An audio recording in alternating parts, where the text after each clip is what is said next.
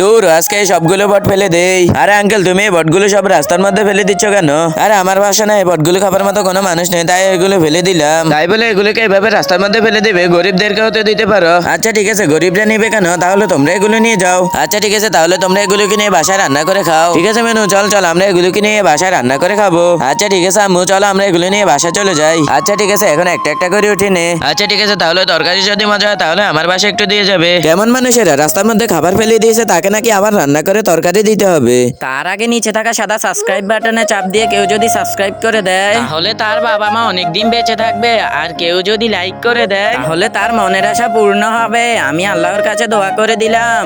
বন্ধুরা, তোমরা তো দেখেছো আমি এই বটগুলোকে রাস্তা থেকে নিয়ে আসলাম, তাই এটাকে আজকে সুন্দর করে পরিষ্কার করে রান্না করে খাবো। আর এটা আজকে এত সুন্দর করে রান্না করবো যে আমার মেয়ে খেয়ে অবাক হয়ে যাবে। আর তোমরা কে কে এরকম রান্না খেয়েছো তাহলে কমেন্টে বলে যাবে। আরে এই তো কথা বলতে বলতে আমার রান্নাটাও শেষ হয়ে গেল, এখন এগুলোকে কুচি কুচি করে নিয়ে নিই। আর আমি এগুলো না খেতে অনেক মজা লাগতেছে, তুমি একটু খেয়ে দেখো। আচ্ছা ঠিক আছে মিনা, আরে এগুলো তো খেতে অনেক মজা।